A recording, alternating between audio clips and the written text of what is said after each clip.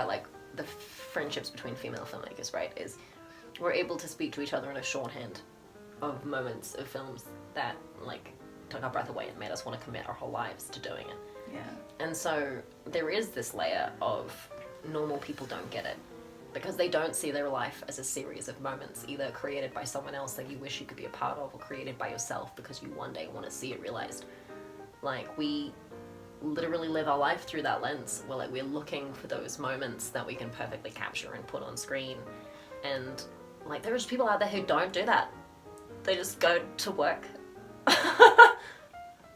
About the same time that I wanted to become a filmmaker, like I went through a lot of teenage dramas and stuff, and every now and then there'd be like, actually shitloads of times through that time period, there were so many perfectly exquisite dramatic moments where I'm like, my life is like a film script. And in the middle of it, and I'm like, shit, maybe everyone doesn't have those moments where I was like, this happened so perfectly, like it unfurled in such a cinematic way.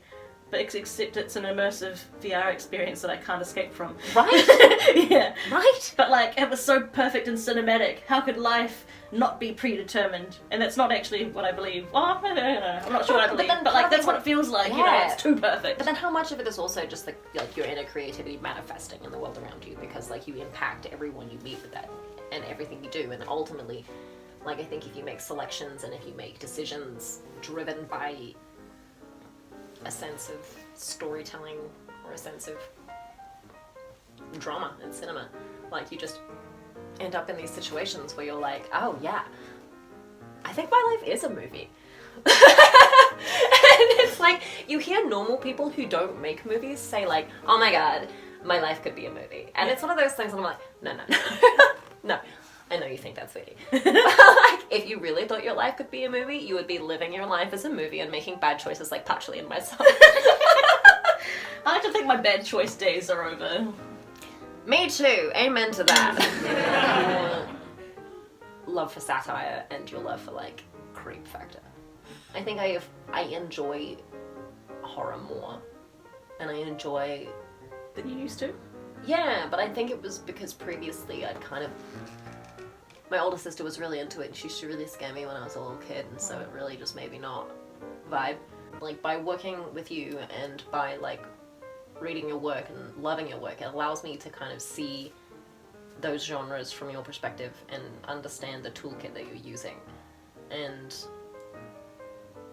yeah, I think it's a kind of cinema that I would not have really ventured into if I didn't have my friendship with you. And, you know, you didn't make stuff like Strong Day. Like, I wouldn't be thinking about it as a storytelling tool. I would be thinking about it as something that was, like, not for me. Huh. Oh, I see what you're saying. Yeah. Well, yeah. I mean, horror is something... I've always been into comedy. Like, that's all I write. And, you know, plus other genres. But horror is something I've only just started getting into. And I think... Like... Probably the first horror thing I wrote was that play, Love and the Type of Vampires, and it contains a lot of horror elements. They're played for laughs, and it's a play, so you can, you know, it doesn't look that violent, or you can make it as violent as you want. I chose not to. Yeah. But like it has cannibalization and murder and stuff in it, and like it had this bit where there's two lesbian lovers, there's two female lovers. One of them coughs out her own heart. And the other one, because they're both zombies, sorry. They're zombie vampires. One coughs out her own heart. The other one's been, like, trying to fight off her insatiable bloodlust and picks up the heart and, like, starts eating it. And when I was writing it, I was just like, what the fuck am I writing? Like I felt like, you know when you're writing, you're like, oh yes, and this happens, that happens, and then something happens, you're like, dare I? What the fuck? But, like, you can't imagine the script without it. That was that, and I was like so afraid of what I'd written. Like, it was the edgiest thing I'd written to that point. I say edgy. It was the most terrifying thing I'd written, where I was just like, am I capable of writing about some sort of weird erotic zombie vampire lesbian cannibalism? And I was just like, in the end, I was just like, it felt so as terrifying as it was to be like, what does this say about me as a person? Why am I bringing this into an existence to make other people watch it? As scary as that felt, it felt so right in the script that I trusted that instinct. And it was scary, but I trusted it anyway. And it was, so that play was met with, it had such a good reception. It was received really well, and I was so proud of that work by the time it was, like, when it was finished, when it was being performed, that it gave me the confidence to go into scrubbing day knowing that it was full of weird, crazy shit, and be like, you know what, everyone's gonna survive through this film, and by the end they're gonna realise that they had an incredible time. I'm just ranting right now. I guess what I'm trying to say is, yeah. I love it. It gave me the guts to write the terrifying shit that's in it. And, like, it's terrifying on the first pass. Like, it's shocking to read.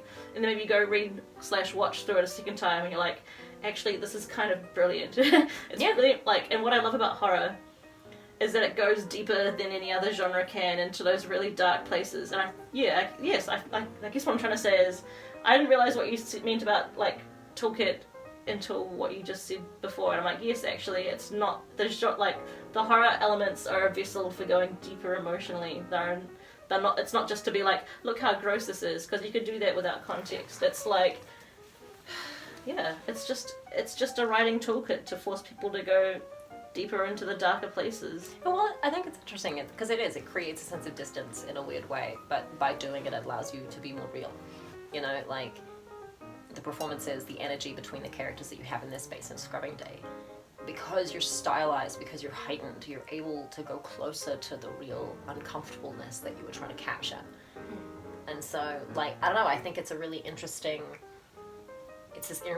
almost like release valve. Like, it gives the audience permission to be open to going to those places because they're prepared and they're in their mind. They go, oh, this is going to be gratuitous and OTT, and there's going to be stylized elements, but it is like, this is a weird metaphor, but it's something that always jumps to mind. So, like, when you talk about, like, wine appreciation or cheese appreciation or anything, the point at which you can recognize and perceive something that is a smell and you can identify what it is either the point that someone goes, oh my god, I love this, it has cherries, or they go like, oh my god, this smells like horse shit. And I'm not a favorite horse shit.